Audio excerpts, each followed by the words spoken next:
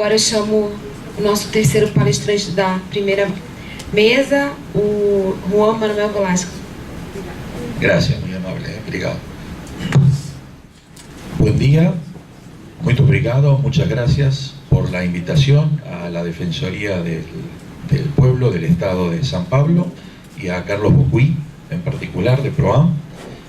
Para nosotros es un placer estar nuevamente aquí en San Pablo compartiendo ideas y trabajo con nuestros colegas y amigos de este maravilloso estado de Brasil.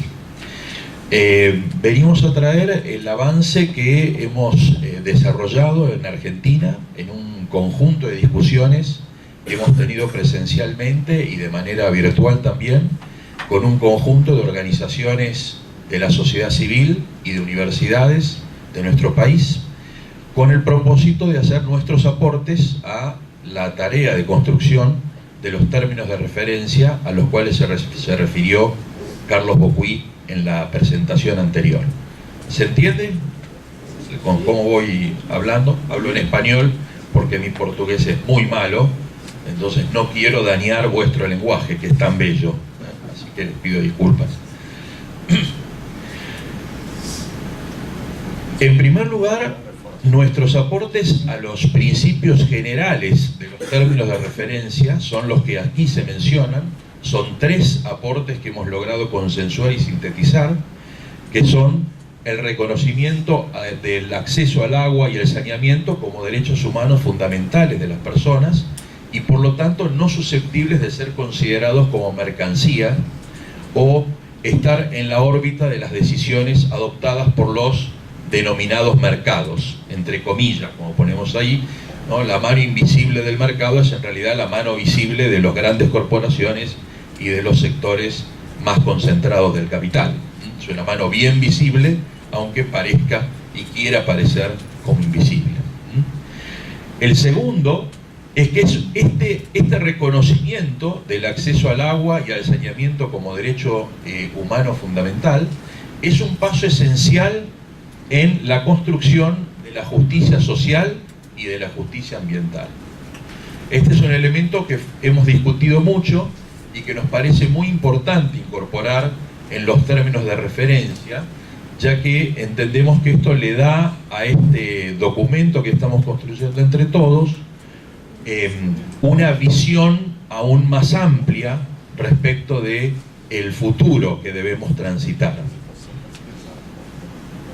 Y el tercer principio es el uso solidario y responsable de los cursos de agua, cuencas y acuíferos, garantizando un acceso universal a la presente generación, garantizando que las futuras generaciones también puedan tener esa posibilidad y que todas las especies con las que compartimos el planeta también puedan tener acceso a este recurso, ¿no? Es decir, que estén estos 3 principios: acceso universal para la presente generación, posibilidad de idéntico derecho para las futuras generaciones y el derecho, el reconocimiento del derecho para todas las especies con las que compartimos el planeta.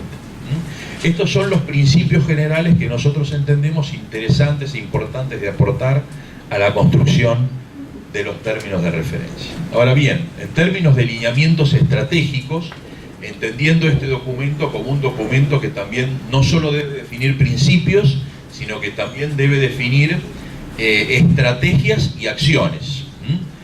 Como lineamientos estratégicos, recomendamos y sugerimos, muy respetuoso y humildemente, incorporar estos elementos. La construcción de alianzas para reclamar que al orden normativo, al orden jurídico nacional se incorporen los principios definidos por la resolución de la Asamblea General de las Naciones Unidas, que reconoce el acceso al agua potable y al saneamiento como derecho humano fundamental, es decir, que se incorporen al orden normativo local, es decir, que haya leyes que lo reconozcan de esa manera, normativas, resoluciones, etcétera, ¿no? Que los estados adopten normativas que ratifiquen este principio reconocido por la Asamblea General de las Naciones Unidas. Construir alianzas también para que los estados definan programas y planes con metas y objetivos claros que garanticen el acceso al agua y al saneamiento de todos y de todas, con un control social del cumplimiento de esos objetivos y metas definidos en esos programas. Algunos estados cuentan con algo parecido a esto, pero donde no existe un control social del cumplimiento de esos programas y metas, ¿no?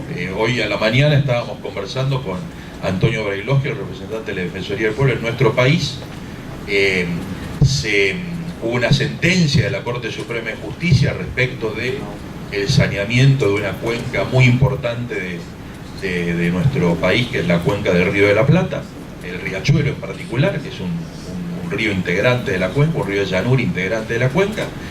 Sentencia que ya hace 8 años que fue emitida y que sin embargo después de 9 años que fue emitida, y sin embargo después de 9 años no ha habido ningún avance práctico en la descontaminación de ese curso de agua. Esto está mostrando la incapacidad o la insuficiencia de las acciones de los poderes públicos del Estado en nuestro país si no se complementa con la participación y el control social en el cumplimiento de esas metas. La construcción de alianzas para reclamar un comportamiento solidario y responsable sobre el uso de los cursos de agua. Esto está muy vinculado a la posibilidad de construir la paz alrededor de los cursos de agua, ¿no? Que el agua no sea un motivo de violencia y de conflicto entre nuestros estados, como muy bien lo explicó y dio ejemplos Carlos Bouqui también en la exposición reciente, ¿no?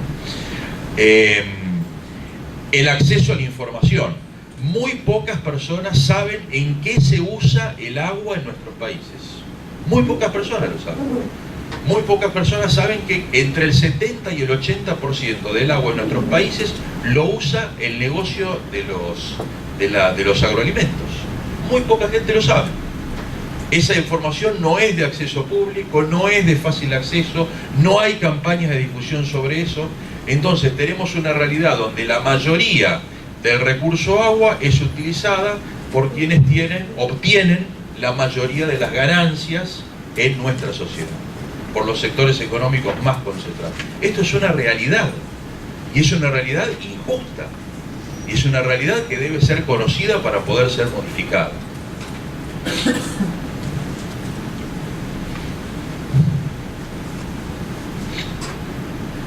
Y la promoción de procesos de gobernanza y participación social para garantizar esa distribución justa del acceso al agua.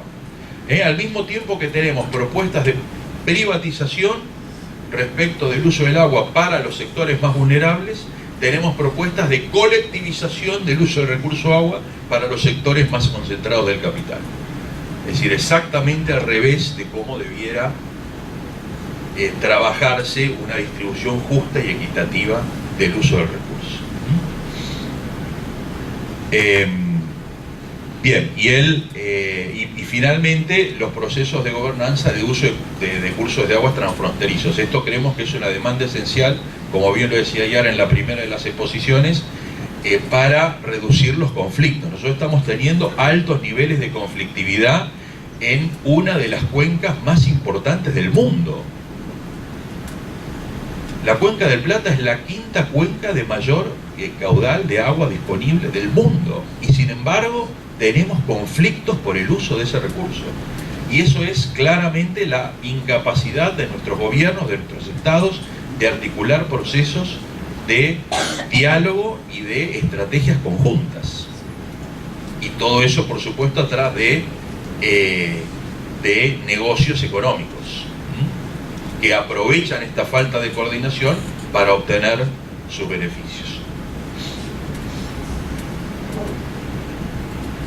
Otros lineamientos estratégicos que recomendamos incluir es la definición en los términos de referencia de niveles mínimos de acceso al agua y al saneamiento. En el caso del agua, podemos tomar como referencia, aunque en muchos casos no es quizás debamos revisar y ser un poco más estrictos, los recomendados por la Comisión de Derechos Culturales, Económicos y Sociales de Naciones Unidas, que ya tiene definido algunos niveles mínimos en relación a los principios de suficiencia, salubridad, aceptabilidad, accesibilidad y asequibilidad. En principal, nosotros creemos que el concepto que hay que revisar es el último, ¿sí? La Comisión de Derechos Económicos, Culturales y Sociales de Naciones Unidas define que un nivel de asequibilidad razonable es que el costo del servicio no supere el 5% de los ingresos del hogar. Bien, es algo, por lo menos hay un nivel. Pero a nosotros nos parece que de esta discusión que estamos iniciando debiera surgir alguna precisión mayor respecto de la gratuidad para sectores vulnerables y quizás algún nivel de límite de costo para sectores que no sean vulnerables. Pero bueno, es parte de la discusión que entendemos que todavía debemos seguir dando. Pero nos parecía importante al menos definir como niveles mínimos los que ya están definidos por la Comisión de Derechos Económicos, Sociales y Culturales de la Asamblea General de las Naciones Unidas. Me parece que se diga. Apreté el botón equivocado. Bien. Respecto del saneamiento, la misma comisión también tiene una serie de principios que son los que están allí descritos respecto de las características que debe tener un acceso al saneamiento para ser considerado como tal. La garantía de la seguridad física y la privacidad de las personas en el uso de las instalaciones sanitarias, su acceso a las 24 horas, que no sean discriminatorios especialmente para los sectores más vulnerables, la disposición adecuada de las aguas residuales y el acceso a la educación para la salud de toda la población de manera universal para que puedan adoptar las medidas higiénicas y sanitarias que corresponden para poder tener acceso al saneamiento, un verdadero acceso al saneamiento. Finalmente, nosotros creemos, y creo que voy a terminar milagrosamente en función del tiempo que me sugiere acá el moderador, creemos que también los marcos de referencia deben contener algunas acciones que debemos encarar y proponernos como desafíos hacia el futuro. Aquí tienen una imagen de la Cuenca del Plata, que es una cuenca que integra Brasil, Paraguay, Argentina y Uruguay, el Mercosur, digamos, que ya se van a cumplir más de 4 décadas de funcionamiento del Mercosur, aunque hay algunos gobiernos nuestros que quieren eliminarlo, ¿no? Pero bueno, ¿por qué? Porque debemos intentar hacer el desafío de superar estos obstáculos artificiales que los hombres nos hemos impuesto bajo la ilusión de pretender dominar el ambiente. ¿Sí? En realidad, nosotros podríamos decir que nuestro país es el país del plata. Si el agua es el recurso básico y fundamental que nosotros tenemos para la vida, debemos pensar, o tratar de pensar, rompiendo las barreras que tenemos, que nuestro país es el país que define la cuenca, que nos da el líquido vital que necesitamos para vivir. ¿Sí? La verdad que yo vivo en Puerto de Iguazú, que está al lado de Foz de Iguazú, y la verdad que el río Iguazú, que separa teóricamente la frontera de uno de otro país, ambas ciudades obtenemos el agua del mismo río, a pesar de que tengamos una frontera que teóricamente nos separa. ¿Sí? Entonces, en realidad, el río ese, en vez de separarnos, nos une, porque todos tenemos que trabajar juntos para cuidar ese insumo de agua que tenemos. Y esa forma de pensar quizás sea un buen desafío que podamos empezar a plantear en la definición de los términos de referencia. ¿Cómo? Pensando en si podemos darnos como tarea conjunta promover un manejo integrado de la cuenca, con la participación de la sociedad civil y de los actores institucionales de los 4 estados que integran o que están involucrados o que usan la Cuenca del Plata para sacar el recurso vital para nuestra vida. Crear un observatorio regional de manera compartida para poder difundir la información sobre el uso del agua Esta cuenca del Plata produce el 70% del Producto Bruto Interno de los 4 países. El 70% del Producto Bruto Interno de los 4 países, siendo la segunda cuenca en importancia de la región. Primero está el Amazonas, después la cuenca del Plata. Pero en términos económicos, ¿sí?, de la economía neoliberal, esta cuenca del Plata es la primera en importancia. Quizás por eso sea que es tan difícil construir mecanismos integrados con participación social para poder definir normas de planeamiento y de gestión de la cuenca. Porque los intereses que están precisamente interesados en que eso no exista son muy poderosos. Si volvemos al mapa, si volvemos al mapa, es toda la zona del agronegocio. La mayor zona del agronegocio de Brasil, níquel verde de Paraguay, de Uruguay y de Argentina, está en esta cuenca. ¿Sí? Cuenca que compartimos estos 4 países. ¿Sí? Entonces, la creación de un observatorio regional para transparentar el acceso a la información, ¿ya terminó? ¿O 5 minutos me quedo? Sí, muy bien, muy bien. Desarrollar conjuntamente campañas regionales de educación y concientización, porque esa también es la tarea de la sociedad civil y de las instituciones como las defensorías, y bueno, y aquí también debo decir en Brasil las procuradurías, cosa que no puedo decir de mi país, de Argentina, pero bueno, esperemos que en el futuro la Procuraduría Nacional también se incorpore a esta tarea, pero desarrollar conciencia, construir conocimiento y difundirlo para que la población sepa de qué estamos hablando cuando estamos hablando del agua, que no solamente es esa cosa que sale cuando abrimos el grifo de la canilla, sino que tiene una serie de implicancias sociales, económicas, culturales, políticas, etcétera, y que debemos trabajar para defender el acceso a ese derecho tan importante, conjuntamente. Y eso es una campaña de concientización. Y es muy importante que podamos articular esfuerzos desde la sociedad civil para trabajar en esta tarea educativa. Es vital para poder construir las alianzas de la sección anterior. Si la gente no sabe, va a ser difícil que se sume. Primero tiene que conocer y saber. Y finalmente, y acompañando y complementando las campañas de educación, campañas de promoción de las exigencias o de las reclamaciones que estamos proponiendo hacer a los estados. Y también de manera conjunta. Debemos hacer el esfuerzo por articular las acciones de personas que compartimos este pensamiento en los 4 países de la cuenca.